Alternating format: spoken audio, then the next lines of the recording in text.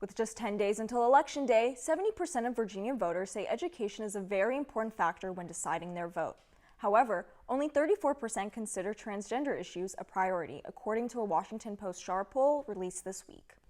Virginia has been a hotspot for education debates since the 2019 gubernatorial race, after mounting controversy over Loudoun County Public Schools' handling of 2 sexual assault cases. Although authorities have not confirmed, conservative media claimed the offender was gender fluid. This sparked political debate in a community already experiencing divide over COVID and equity policies, issues that helped Governor Glenn Youngkin garner support for a successful gubernatorial bid. I'm a moderate voter. I actually used to be a Democrat. And Glenn Youngkin was the first Republican I voted for on a non-local election, mostly based on his view and the Republican view in Virginia that parents are the heads of their households. They are steering the ship for their children. The Virginia Department of Education under the Youngkin administration released model policies that require parents to be notified if their child changes their name or pronouns at school, and that students use school facilities that match their biological sex. A Wasson Center poll found that roughly 65% of Virginians support these policies. However, there is still debate about the implementation of these guidelines. Governor Northam's, we didn't adopt them. So we also should give the same sense of scrutiny to Governor Youngkin's as we did to Governor Northam's. Unfortunately, the governor and the attorney general have said things that I don't think are true. And they've said things like, school boards have to adopt this. School boards have no choice.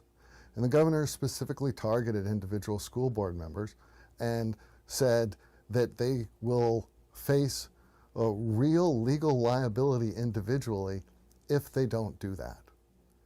That's simply not true. One of the reasons the Attorney General said that is because his office can't sue us because this is guidance. It's not a regulation. It's not a law. Although Virginia school boards remain divided on the model policies, they still managed to find some common ground. We work with the students and the parents together, but we do not discriminate.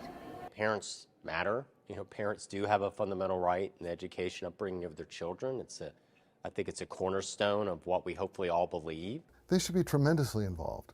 And the Harrisonburg City Schools has all kinds of different ways for parents to be involved to the extent that they have the time, and we encourage parents to be involved. Still, Virginians continue to grapple with the political weaponization of education. There was no mention of political parties, and for some reason, in this election, politics seems to be playing a big part. This week, the Rockingham County School Board voted to cross-reference their own policies, claiming that they are already in compliance with Youngkin's model guidelines.